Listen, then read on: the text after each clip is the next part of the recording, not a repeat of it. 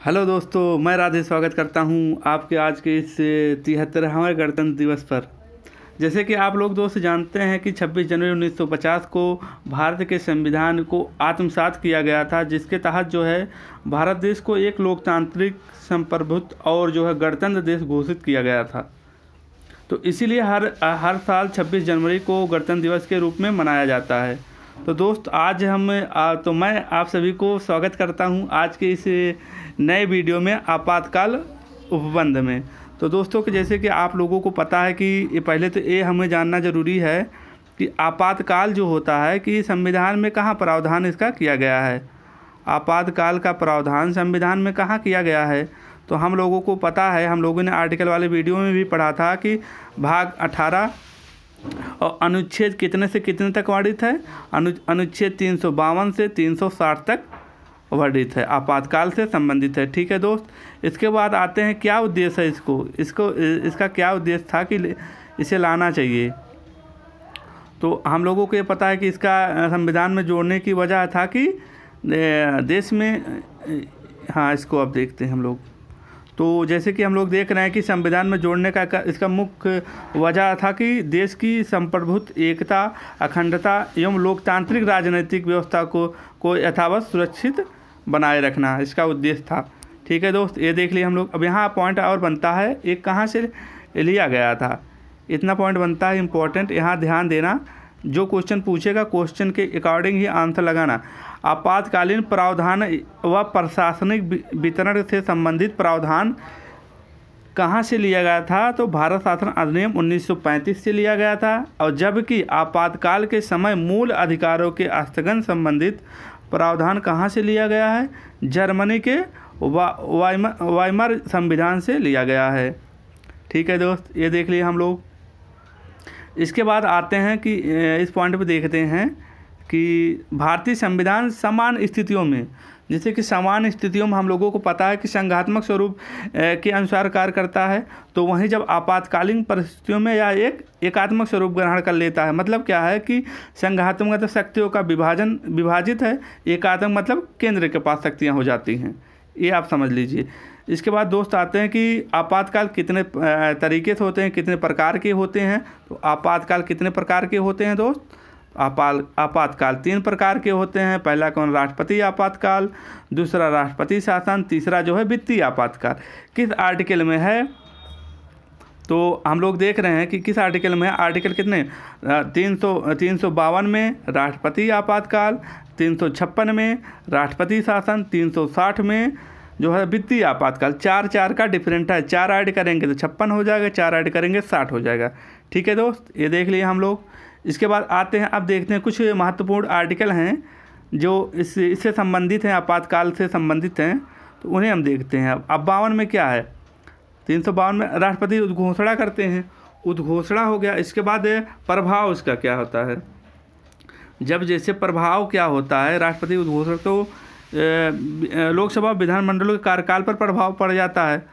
इसमें हो गया 53 में। 54 में देख रहे हैं हम लोग, आपातकाल का प्रवर्तन के राजस्वों के वितरण संबंधित उपबंधों को लागू करना हो गया दोस्त, ये हो गया। 56 में देख रहे हैं हम लोग, 56 क्या है? 56 को हम या कहें कि राष्ट्रपति शासन बोलें, या जो बोल सकते हैं इसको राज्यों के संवैधानिक तंत्र की विफलता पर उपबंध, तभी जो राष्ट्रपति शासन लगता है। ठीक है दोस्त, ये देख लिए।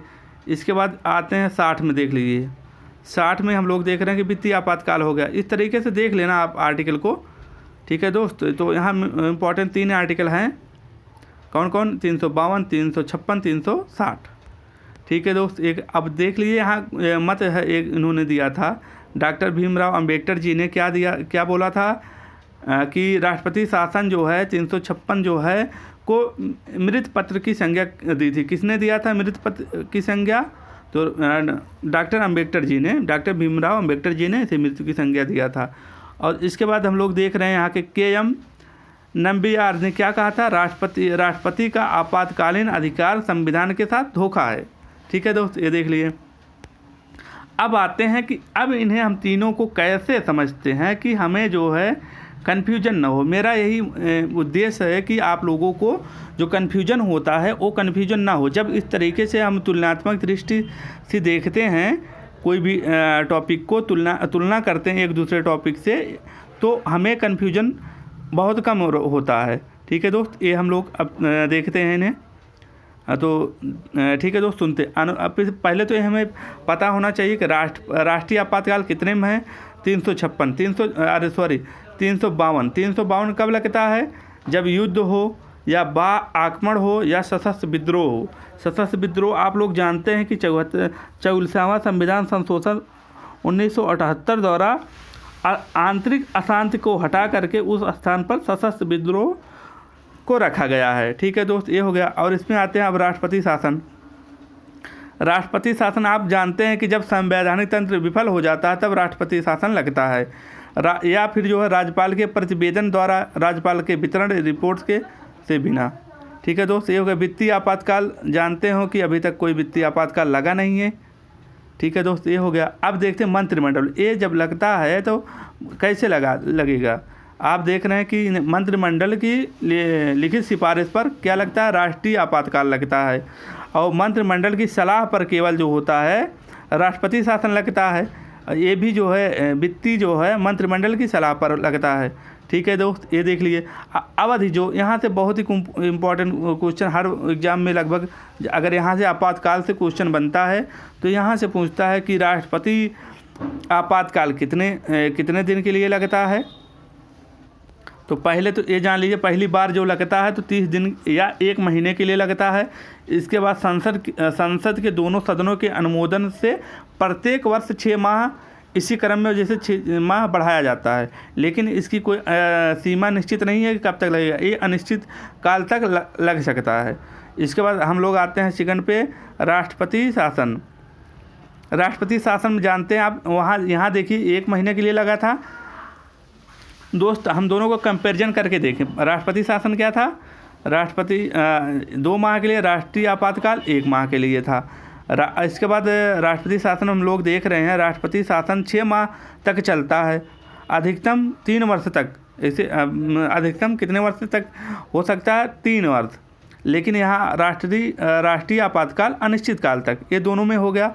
और इसमें तो आप वित्तीय आपातकाल देख रहे हैं कि 2 माह के लिए होता है, 2 माह या 60 दिन के लिए, अनिश्चित काल तक। क्योंकि ये इसमें अनिश्चित काल तक, क्योंकि इसमें संविधान का कोई इसका स्पष्ट उल्लेख नहीं मिलता है। ठीक है दोस्त, ये हो गया। अब हम लोग यहाँ देखते हैं कि एक पॉइंट और यहाँ देख लेते हैं, ये वाला पॉइंट देख लेते हैं।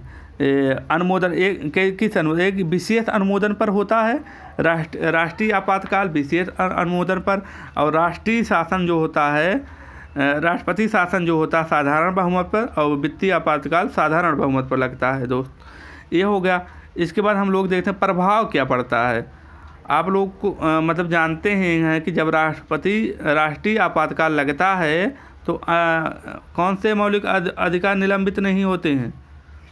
तो अनुच्छेद 20 और अनुच्छेद 21 जो है द्वारा प्रदत्त अधिकारों को छोड़कर बाकी सब निलंबित हो जाते हैं। और यहाँ राष्ट्रपति शासन पे लगने पर मौलिक अधिकारों पर कोई प्रभाव नहीं पड़ता है। यहाँ वित्तीय आपातकाल में भी कोई प्रभाव नहीं पड़ता है। ठीक है, अब कैसे हम समाप्त करेंगे इन्हें? इनको हम कैसे समाप्त करेंगे? जो आपातकाल लगा है हम इन्हें कैसे समाप्त करेंगे? तो देख रहे हैं राष्ट्रीय आपातकाल साधारण बहुमत पर हट जाएगा। और जो होता राष्ट्रपति शासन जो है राष्ट्रपति स्वयं वापस ले सकते हैं। और जो होता है कि वित्तीय आपातकाल देख रहे हैं, संसद के अनुमोदन की आवश्यकता नहीं होती है, राष्ट्रपति इसको कभी भी वापस ले सकते हैं दोस्त। ये हो गया। अब हम लोग देखते हैं कुछ राष्ट्रपति से संबंधित जो है राष्ट्रीय आपातकाल से संबंधित जो है महत्वपूर्ण बिंदु देख लेते हैं। इतना देखते हैं हम पहले। अब यहाँ हम लोगों को पता है कि राष्ट्रीय आपातकाल कितनी बार लग चुका है अभी तक 3 बार लग चुका है। कब 1 अक्टूबर मतलब अक्टूबर 1962 से जनवरी 1968 तक चीन द्वारा 1962 में अरुणाचल प्रदेश के नेफा क्षेत्र पर हमला करने के कारण जो लगा था। इसके बाद देखते हैं दिसंबर 1971 से मार्च 1977 तक पाकिस्तान द्वारा भारत के विरुद्ध जो होता है अघोषित युद्ध को छेड़ने के कारण जो है लगा था।